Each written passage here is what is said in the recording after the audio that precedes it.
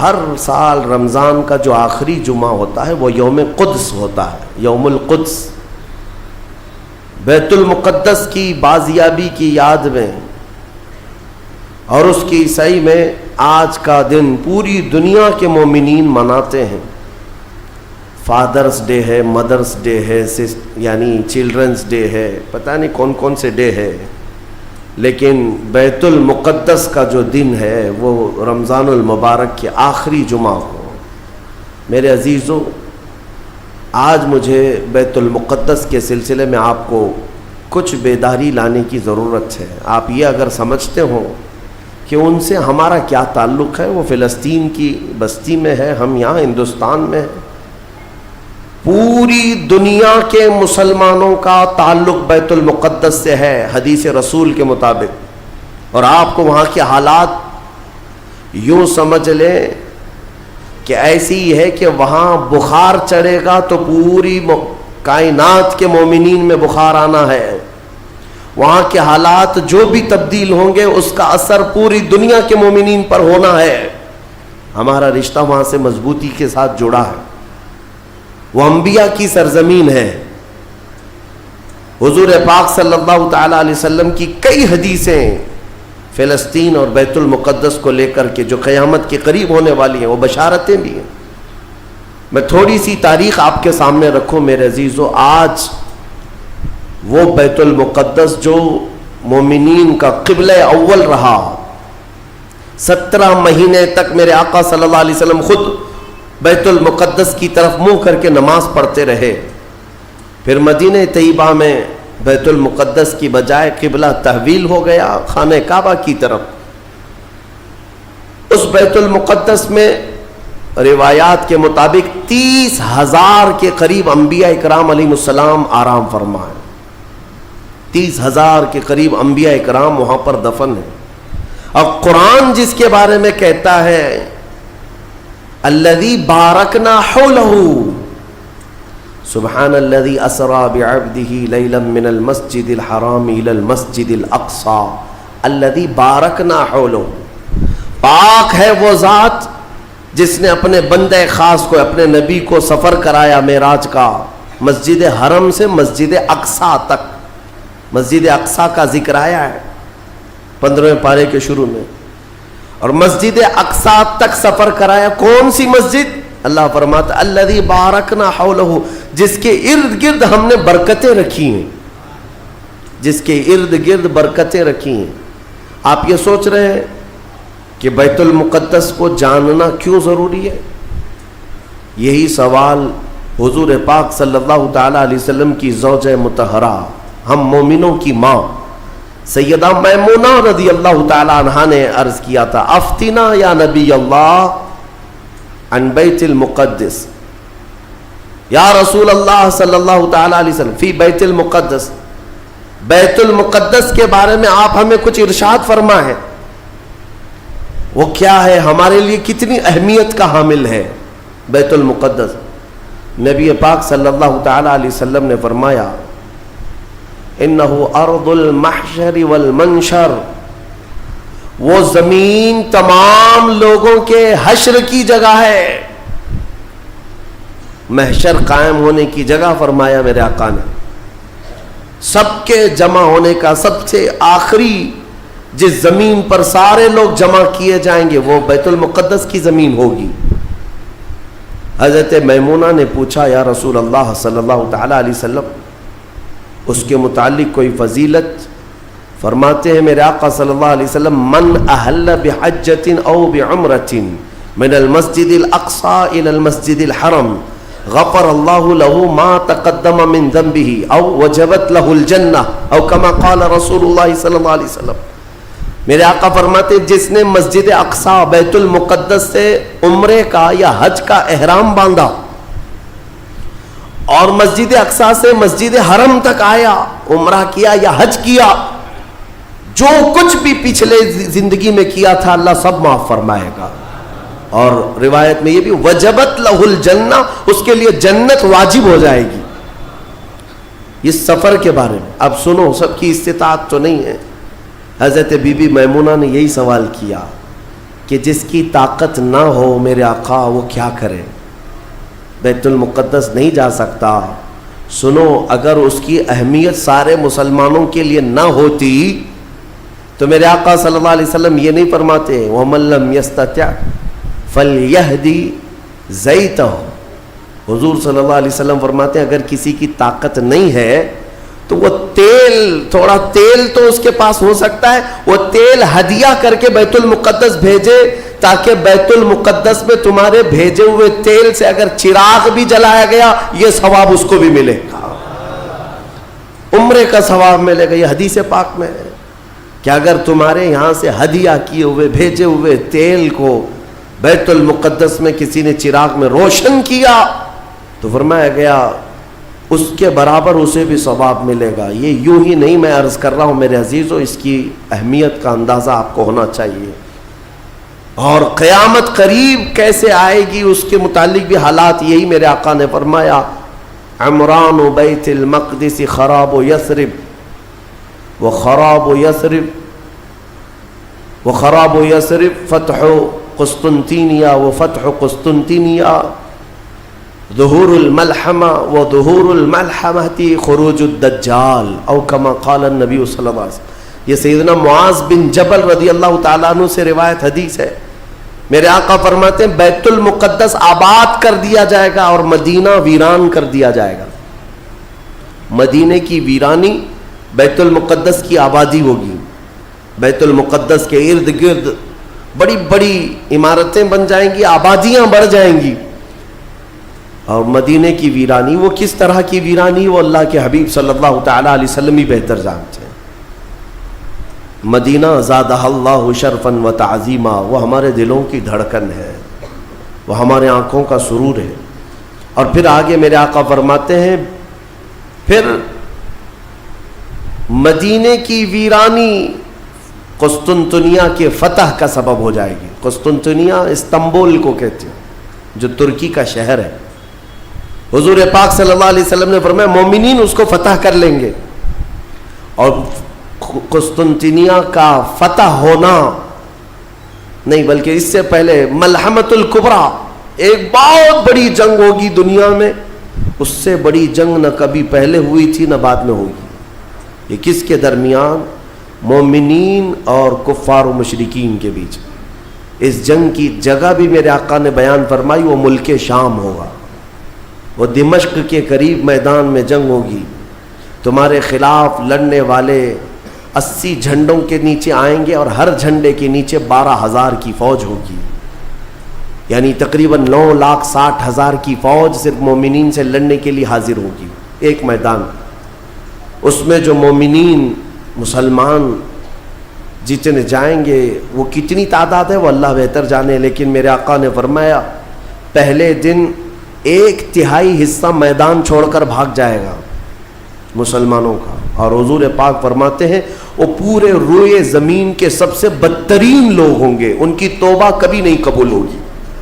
جو میدان چھوڑ کر بھاگ چکے ہوں گے ان کی توبہ کبھی نہیں قبول ہوگی. دوسرے دن 1/3 جماعت 1/3 جماعت مومنین کی شہید ہو جائے گی، سب قتل ہو جائیں گے. اور حضور فرماتے ہیں وہ روئے زمین کے سب سے اعلیٰ قسم کے شہداء ہوں گے، سب سے افضل شہداء ہوں گے. اور میرے آقا صلی اللہ علیہ وسلم فرماتے ہیں 1/3 حصہ مسلمانوں کا باقی ہوگا، اللہ رب العزت اسی ٹکڑے کو فتح عظیم عطا فرمائے گا، فتح سے ہمکنار ہوں گے. اور اس کے بعد قسطنطنیہ فتح ہوگا. قسطنطنیہ فتح ہوتے ہی دجال ظاہر ہو جائے گا، دجال کا خروج ہوگا پوری دنیا میں.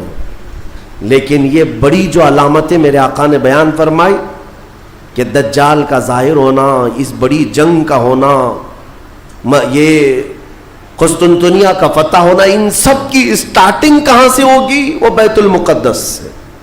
اس لیے بیت المقدس کو سمجھنا ہمارے لیے بہت ضروری ہے. آج یہودیوں کے تسلط میں ہے بیت المقدس، ان ظالم اور غاصب یہودیوں کے پنجوں میں ہے بیت المقدس. اور یہ آج کی مارکہ آرائی نہیں ہے. بیت المقدس کے اندر یہ مارکا آرائی جھڑپیں ایک دوسرے کے ساتھ پچھلے 4000 سال سے چل رہی ہیں، آج کی نہیں ہے، یہ 4000 سال پرانی تاریخ ہے بیت المقدس کی. اور بیت المقدس جو آج فلسطین کی سرزمین پر واقع ہے، جس شہر میں وہ واقع ہے اس کو یروشلم کہتے ہیں. اور یہ حضرت ابراہیم علیہ السلام کا آباد کیا ہوا ہے. سیدنا ابراہیم علیہ السلام عراق کے رہنے والے تھے. عراق کے دریائے فرات کے قریب ایک چھوٹی سی بستی تھی بابل کے قریب، وہاں سے ہجرت کر کے ابراہیم علیہ السلام فلسطین آئے اور وہاں ان کی اولاد ہوئی. ابراہیم علیہ السلام پوری دنیا میں 2 مقدس سرزمینوں کو آباد کرنے والے نبی ہیں. حضرت ابراہیم علیہ السلام سے ایک بیٹے پیدا ہوئے اسحاق علیہ السلام. اسحاق علیہ السلام کو حضرت ابراہیم علیہ السلام نے فلسطین میں آباد کر دیا، اور دوسرے بیٹے ابراہیم علیہ السلام کے سیدنا اسماعیل علیہ السلام، اور حضرت اسماعیل علیہ السلام کو مکۃ المکرمہ میں آباد کیا. ابراہیم علیہ السلام کے 2 بیٹے 2 مقدس سرزمینوں کو آباد کرنے والے ہیں. ایک مکہ کو آباد کرتے ہیں اور ایک فلسطین بیت المقدس کو آباد کرتے ہیں. اور بنی اسرائیل اسی خاندان کو کہتے ہیں. ابراہیم علیہ السلام کے نیچے جو خاندان آیا حضرت یعقوب علیہ السلام کی اولاد، اور تقریباً سارے انبیاء کرام علیہ السلام جو بنی اسرائیل کے ہیں وہ اسی فلسطین کی سرزمین میں پیدا ہوتے رہے یا پھر ہجرت کر کے وہیں آئے. بڑے بڑے اگر نبیوں کا نام میں اگر ذکر کروں یہ سب فلسطین میں ہیں. حضرت ابراہیم علیہ السلام، حضرت اسحاق علیہ السلام، حضرت یعقوب علیہ السلام، حضرت یوسف علیہ السلام، حضرت داؤد علیہ السلام، حضرت سلیمان علیہ السلام، حضرت زکریا علیہ السلام، حضرت موسیٰ علیہ السلام، حضرت عیسیٰ علیہ السلام، حضرت یحییٰ علیہ السلام، یہ سب کے سب وہیں بیت المقدس کے ارد گرد آباد. وقت کے جلیل القدر پیغمبر بلکہ یہ رسولان اعظام ہیں، یہ سب فلسطین کی سرزمین پر آباد رہے. اس سے آپ اندازہ کر سکتے ہیں کہ وہ زمین کتنی برکت والی ہوگی، وہ زمین کتنی متبرک ہے.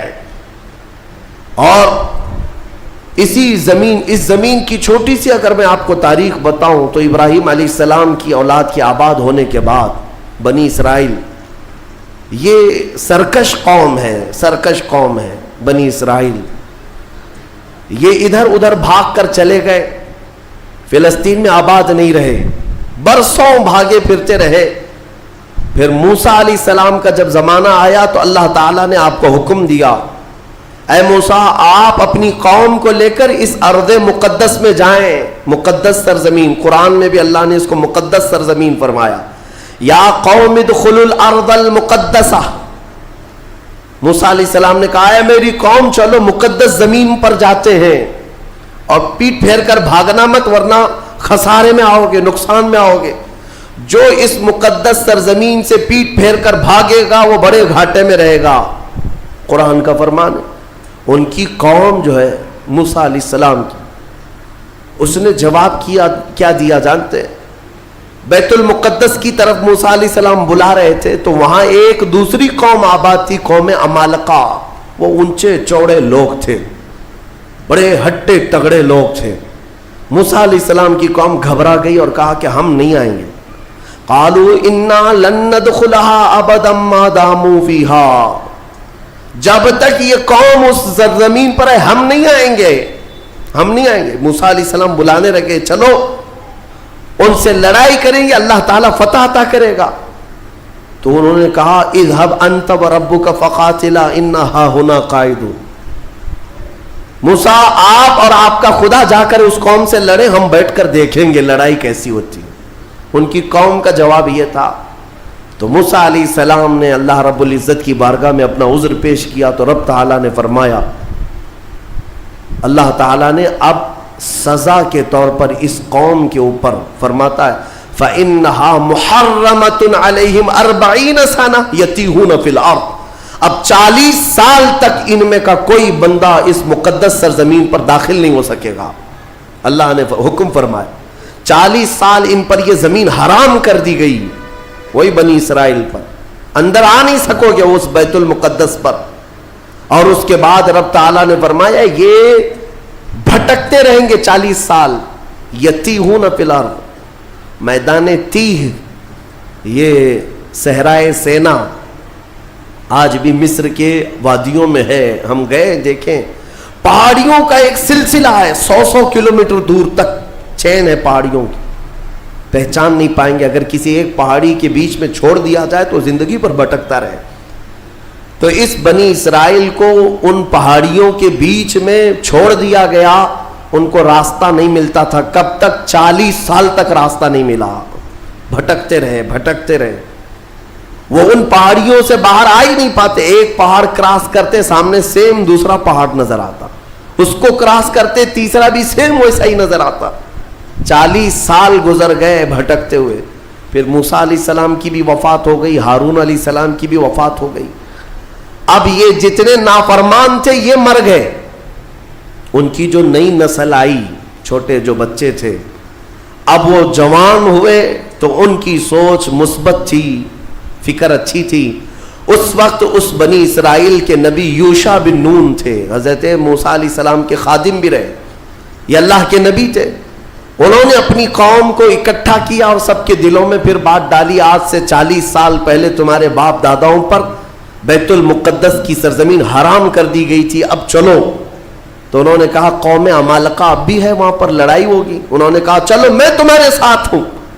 جب وہ نکلے بیت المقدس کے راستے پر, وہی ہٹے کٹے لوگوں سے ان کا مقابلہ ہوا, قوم عمالقہ سے. صرف دوپہر سے عصر کے درمیان وہ پوری قوم شکست کھا کر بھاگ گئی اور اللہ نے بیت المقدس بنی اسرائیل کو عطا فرمایا.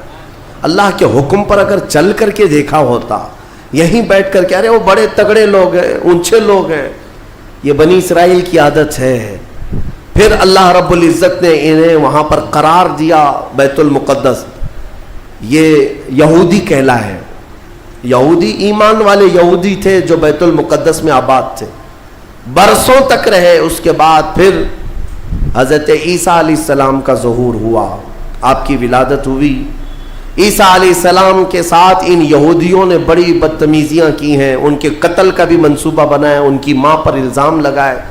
یہودی بڑی بدماش قوم, اور انہوں نے تقریباً 10,000 نبیوں کو قتل کیا ہے.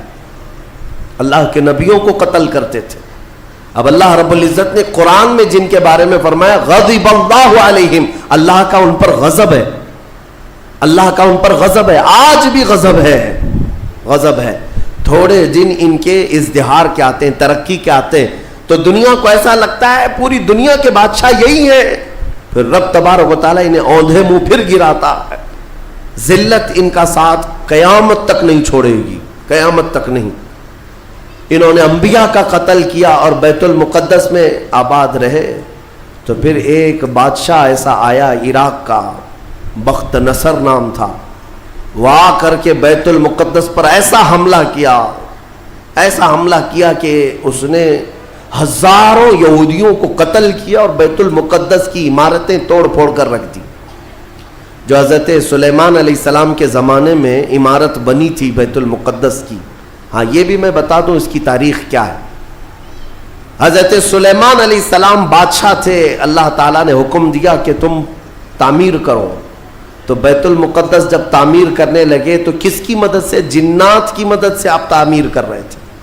سارے جنات کو کام پر لگا دیا تھا, اور سارے جن صبح شام دوپہر کام پر لگے تھے اور مسجد بنا رہے تھے بیت المقدس.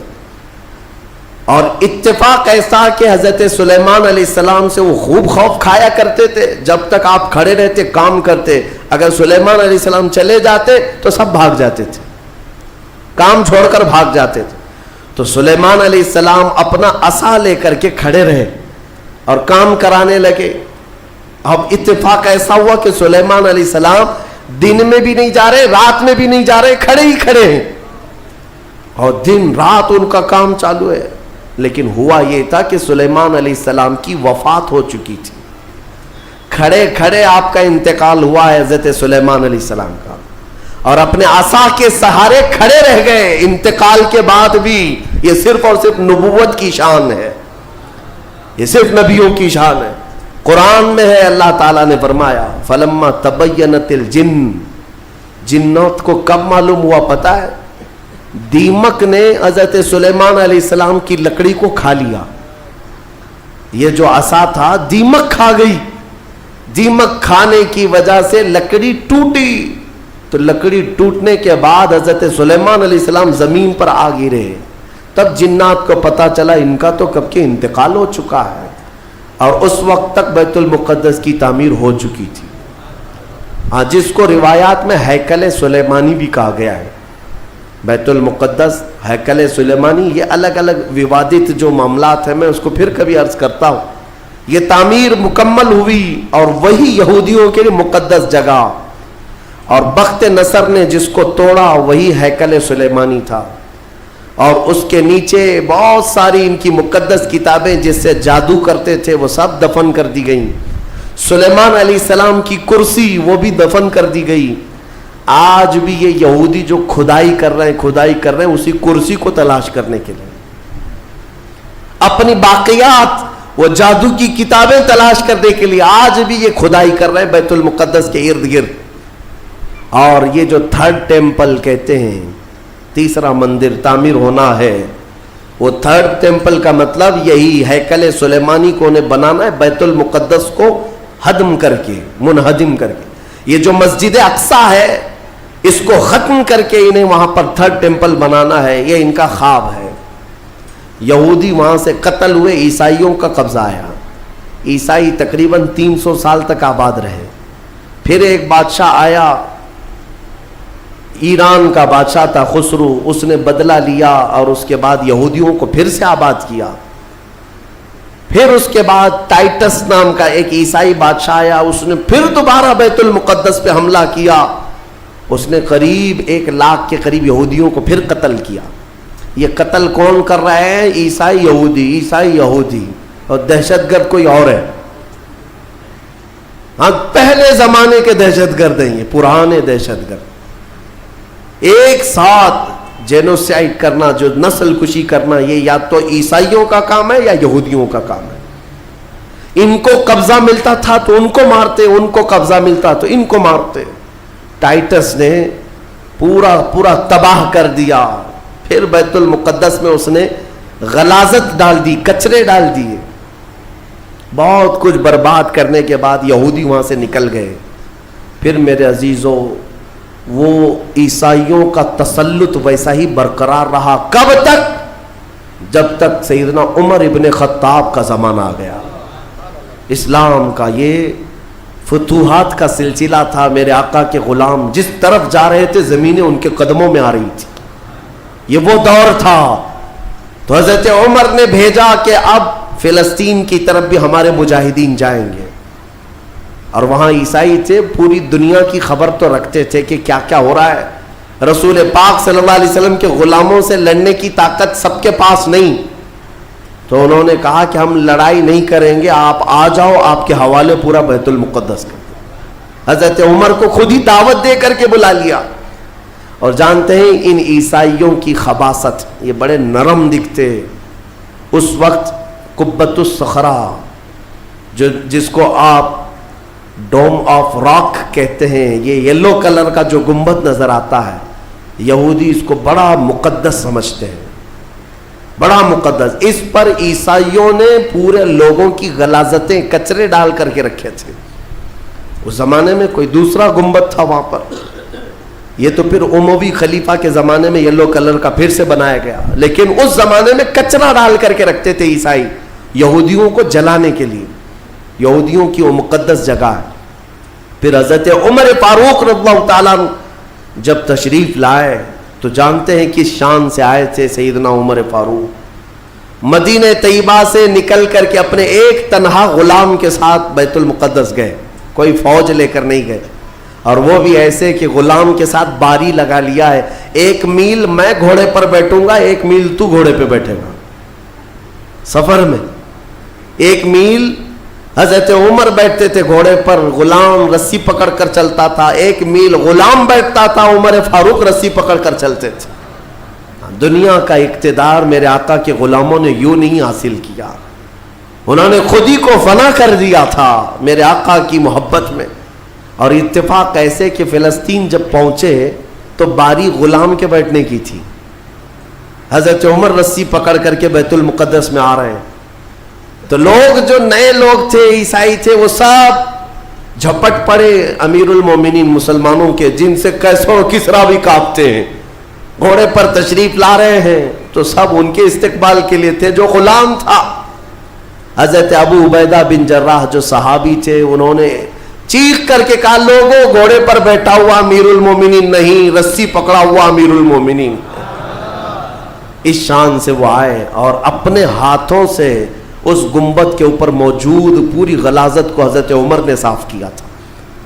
بیت المقدس کے ارد گرد جتنا کچرا تھا اپنے ہاتھوں سے صاف کیا، اور پھر وہاں پر اذان کی آواز گونجی۔ سیدنا عمر فاروق رضی اللہ تعالیٰ عنہ نے ظہر کی نماز وہاں پڑھائی اور عام خطبہ دیا، سارے لوگوں کو جمع کر کے کہا اب گھبرانے کی ضرورت نہیں، اس ارض مقدس میں اسلام آ چکا ہے، جو عیسائی جو یہودی خوشی سے رہنا چاہے اس پر کوئی زور زبردستی نہیں، وہ اس ارض مقدس میں اقلیتوں کے اعتبار سے رہ سکتا ہے، اسے امن و امان دیا جائے گا، کسی کی عبادت گاہ نہیں توڑی جائے گی۔ میرے عزیزو، یہ اسلام کا احسان ہے۔ آج بھی جا کر کے دیکھیں فلسطین میں حضرت عمر کی سلطنت یعنی خلافت آنے کے باوجود بھی سب سے پرانا جو چرچ ہے عیسائیوں کا، وہ آج بھی فلسطین میں باقی ہے، بیت المقدس کے قریب۔ حضرت عمر نے منع کیا کہ ان کی عبادت گاہ کو ہاتھ نہیں لگایا جائے گا، توڑا نہیں جائے گا، سب کو امان دیا گیا ہے، سب کو امان دیا گیا ہے۔ اگر ایسے ہی ہمارا تسلط ہر جگہ ہو اور ہم مندروں کو توڑنے والے ہوتے تو 700 سالوں میں پتہ نہیں کیا کیا صاف کر چکے ہوتے۔ اسلام اس کی تعلیم دیا نہیں، تمہیں آزادی دی ہے کہ جو تمہارے ماتحت ہیں انہیں اپنی عبادت کرنے دے دیا جائے، ذمیوں کو جو اپنے دین میں قائم رہنا چاہتے ہیں انہیں چھوڑ دیا جائے گا، انہیں مارا نہیں جائے گا۔ حضرت عمر فاروق رضی اللہ تعالیٰ عنہ کے زمانے سے لے کر بیت المقدس مکمل اسلام کے دائرے میں رہا، یہ تقریباً 200 سال تک چلا، تقریباً 200 سال تک۔ پھر خلفاء جو آئے، فاطمی خلفاء، عباسی خلفاء، سلجوقی خلفاء، جو خلیفے تھے آپس میں ہی لڑ مر رہے تھے، دولت کے لیے، پیسے کے لیے، علاقے کے لیے۔ ان کی آپسی لڑائیوں کی وجہ سے دوبارہ کمزوری آئی مسلمانوں کے درمیان، اور پھر سے صلیبی طاقتیں عیسائیوں کا پھر سے غلبہ ہو گیا، پھر سے بیت المقدس کو انہوں نے ہڑپ لیا۔ پھر 100 سال تک بیت المقدس پر ان کا راج چلتا رہا، 100 سال تک۔ پھر انہوں نے یہودیوں کو مارا، اور بیت المقدس میں جتنے مسلمان تھے سب کو عیسائیوں نے قتل کیا تھا۔ مسلمانوں کے خون کو فلسطین میں ایسا بہایا گیا تھا کہ لوگ چلتے تھے تو ہر ایک کا پیر خون سے بھیگ جاتا تھا، سڑکوں پر خون بہتا تھا انسانوں کا۔ عیسائیوں نے یہ قتل عام کیا تھا۔ 200 سال حضرت عمر فاروق رضی اللہ تعالیٰ عنہ کے فتح کے بعد، پھر 100 سال ظلم، جبر، استبداد کے بعد، پھر وہ وقت آیا کہ جب مولا تعالیٰ نے صلاح الدین ایوبی کو پیدا فرمایا، اور صلاح الدین جیسا جرنیل ہم نے تاریخ میں دیکھا نہیں۔ وہ عاشق رسول تھا، فنا فی الرسول تھا، زندگی سب وقف کر دیا تھا بیت المقدس کے نام پر۔ تقریباً 18 سال تک جنگلوں، بیابانوں، ویرانوں میں بھٹکتے رہے اپنی فوج کو لے کر، کتنوں سے مقابلہ کیا، اپنوں سے بھی غیروں سے بھی، کیونکہ جماعت کے غدار منافقین سے آپ کا بڑا مقابلہ ہوا ہے۔ سب سے زیادہ تکلیفیں حضرت صلاح الدین ایوبی کو یہ وہ ٹکڑے ٹکڑے جو بادشاہ ہوا کرتے تھے اور خلیفے بنے ہوئے تھے ان سے تھا، کیونکہ وہ عیاش تھے، اپنے حرم کو دنیا سے آباد کیے ہوئے تھے، صلاح الدین کو قتل کرنے کے منصوبے تک بنے، 4 بار جانی حملے ہوئے، پھر بھی اللہ جسے بچانا چاہے۔ صلاح الدین کا وہ دن بھی آ گیا جب 12,000 کی فوج لے کر 4 لاکھ صلیبیوں سے تنہا لڑ رہا تھا۔ کوئی مقابلہ ہو سکتا ہے؟ سوچو ذرا تاریخ میں، یہ میں اپنی لکھی ہوئی بات نہیں کر رہا ہوں، ایک انگریز تاریخ دان ہے، اس نے خود کتاب میں لکھا ہے کہ تاریخ کا ایک عجوبہ ہم نے دیکھا ہے کہ 4 لاکھ صلیبی عیسائی ایک جگہ تھے، پورا روم، یورپ سب امڑ آیا ہے، اور مقابل میں صرف اور صرف ایک سپہ سالار صلاح الدین 12,000 کا فوج لے کر آیا ہے. 12,000. وجہ یہ ہے میرے عزیزوں 4 لاکھ وہ لائے ہوں گے کھانے پینے والے, لوٹنے کھسوٹنے والے, لیکن صلاح الدین کے ساتھ جو 12,000 تھے وہ جان کا ہدیہ گنبد خضرا میں پیش کرنے والے تھے. ان عاشقوں کی جماعت تھی. اور اللہ تعالیٰ نے صلاح الدین ایوبی کو فتح عطا فرمائی, پھر سے پرچم اسلام لہرایا. میرے عزیزوں یہ تاریخ تھی 6 صدی ہجری کی, اب یہ 15ویں صدی آ گئی ہے. 6 صدی ہجری سے لے کر بیت المقدس اذانوں سے گونجتا رہا, نمازوں سے آباد رہا, مومنین کا وہاں پر جمع غفیر رہا, لاکھوں کی تعداد میں لوگوں کا آنا جانا چلتا رہا, بلکہ بڑے بڑے جید علماء صالحین وہاں پر آباد ہوئے. امام غزالی رحمۃ اللہ تعالیٰ علیہ کر کے کتنے لوگوں کو اللہ نے ولایت ہے کہ بیت المقدس 800 سال کے قریب ہو گئے صلاح الدین ایوبی کو واپس لائے ہوئے. لیکن پچھلے 100 سال سے پوری دنیا کے یہودیوں کے اندر ایک یہ فکر پیدا ہوئی کہ ہماری ایک ریاست ہونی چاہیے, ہمارا ایک ملک ہونا چاہیے. یہ مارے مارے پوری دنیا میں پھر رہے تھے. ہٹلر نے ان کو مارا تو امریکہ میں چلے گئے, امریکہ میں مارے گئے تو برطانیہ میں گئے, برطانیہ سے فرانس میں گئے. جگہ جگہ یہ تھوڑے تھوڑے تھوڑے آباد ہوتے رہے. اور اس کے بعد پھر ان کے اندر ایک تحریک پیدا ہوئی 18ویں صدی عیسوی میں کہ تمہاری اپنی ایک ریاست ہونی چاہیے. تو ان کی اپنی ریاست, اتنا اپنا ملک چاہیے. کہاں؟ وہی مقدس زمین جو تمہارے باپ داداؤں کی ہے, کیونکہ یہودی یعقوب علیہ السلام کی اولاد میں اپنے آپ کو کہتے ہیں. تو اس سرزمین پر جانے کے لیے کوششیں کرتے رہے. لیکن فلسطین اس زمانے میں خلافت عثمانیہ کا حصہ تھی جو ترکی کے بادشاہ تھے.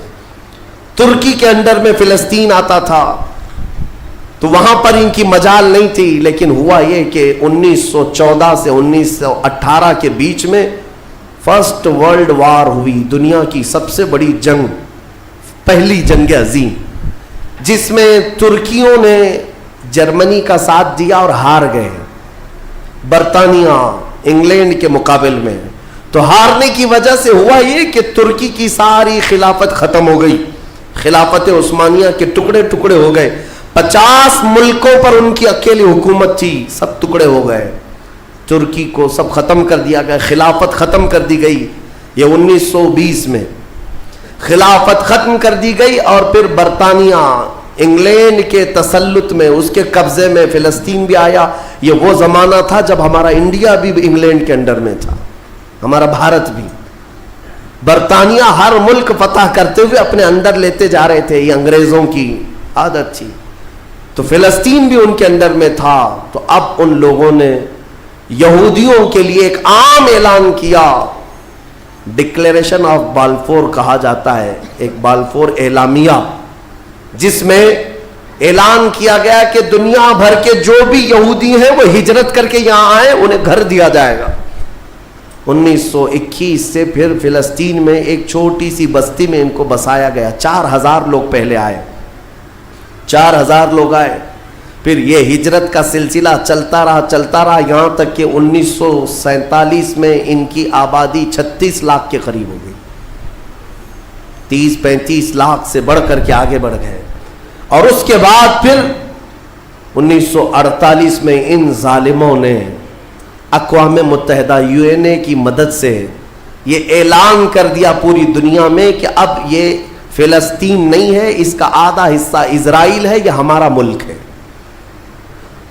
بات در حقیقت یہ تھی کہ UN میں, اقوام متحدہ میں یہ بل پاس ہوا تھا کہ یہودیوں کو بھی رہنے دیا جائے, مسلمانوں کو بھی. اس فلسطین کے 2 ٹکڑے کیے جائیں گے, ایک مسلمان فلسطین بنائیں گے اور ایک یہودی اسرائیل بنائیں گے.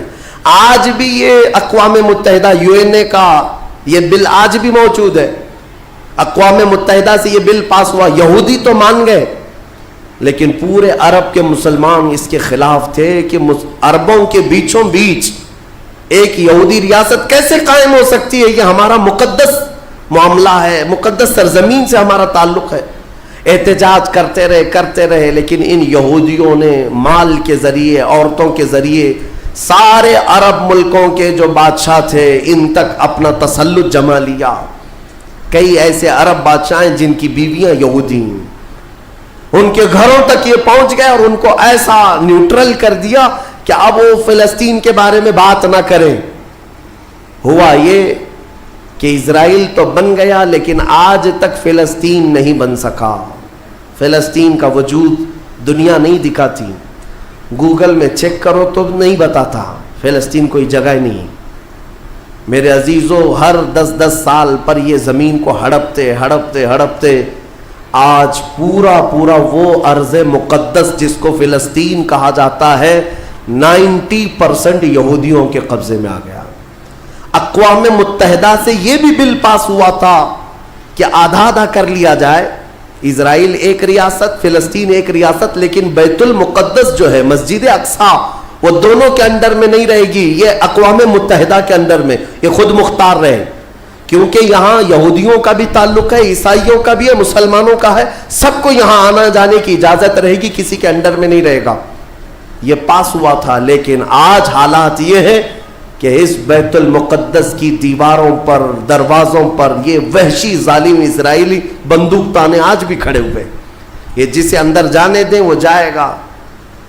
پوری دنیا اپنی آنکھوں سے دیکھ رہی ہے ان کی خیانت، ان کی غداری کو، لیکن کوئی ایک جملہ تک نہیں کہتا کہ اسرائیل دہشت گرد ہے. آپ کو میں ایک آنکڑے اگر بتاؤں تو آپ کے رونگٹے کھڑے ہو جائیں. انہوں نے فلسطین کے مسلمانوں میں سے اب تک 2.5 لاکھ صرف بچوں کو قتل کیا ہے ان اسرائیلیوں نے.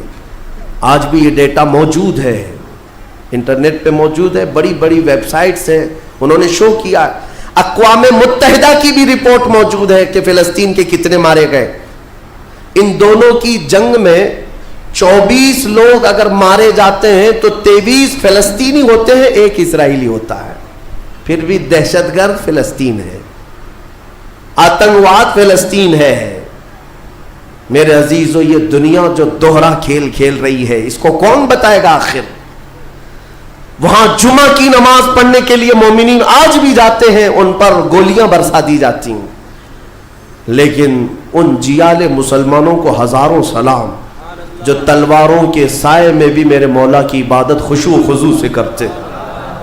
میں خود گیا اور دیکھا ہوں، چھوٹے سے بچے، 6 سال کے 8 سال کے بچے ملنے کے لیے آتے ہیں اور یہ پورے اسلحے میں لیس فوجی کھڑے رہتے ہیں. چھوٹا سا بچہ ان کی گن کو یوں گھماتا ہے اور مسجد میں اندر آتا ہے، ایسا لگتا ہے جیسے وہ کھلونے کو پکڑ رہا ہے. میرے عزیزو، یہ بھی حدیث پاک کے ذریعے سے میں بتاتا ہوں.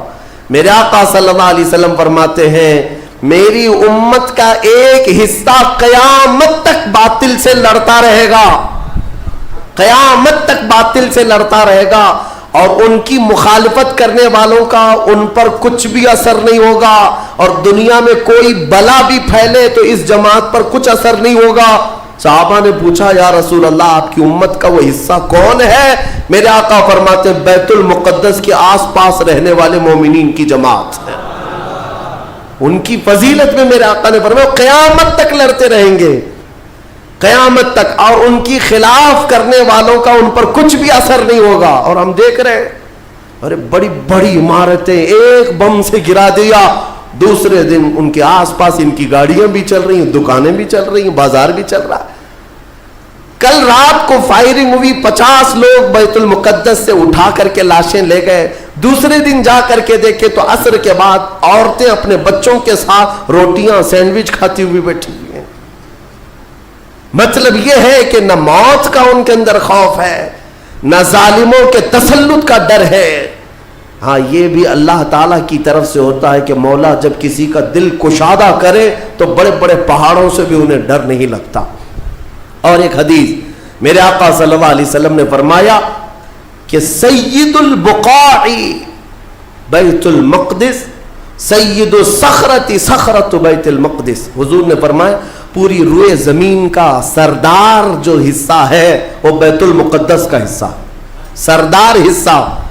اور گنبدوں میں اگر سردار گنبد ہے تو بیت المقدس کا گنبد ہے، یہ میرے آقا نے فرمایا. اور حضور فرماتے ہیں تم دیکھنا کہ اخیر زمانے میں سارے لوگ اس زمین کی طرف ہجرت کر جائیں گے.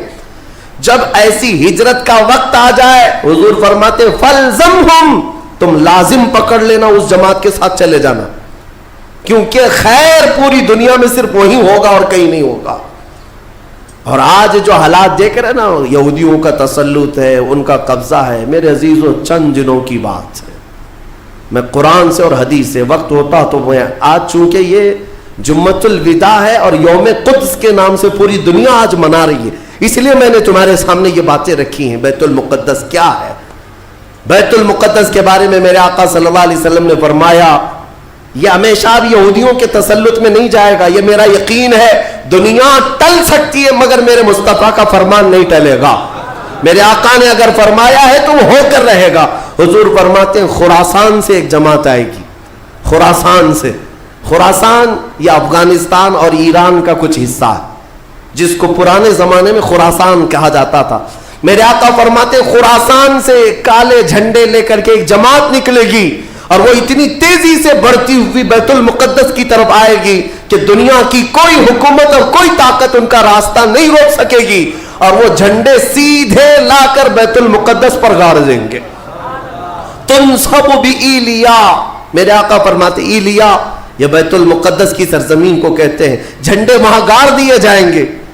اور حضور اکرم صلی اللہ تعالی علیہ وسلم نے یہ بھی فرمایا جب تم دیکھنا کہ یہ یروشلم بیت المقدس دار الخلافہ بن جائے. دار الخلافہ کا مطلب راجدھانی، حکومت کرنے کی جگہ بن جائے. میرے آقا صلی اللہ علیہ وسلم فرماتے ہیں فقط دنت الزلازل والبلایا والامور. حضور فرماتے ہیں تو پھر دیکھنا بڑے بڑے زلزلے آئیں گے دنیا میں.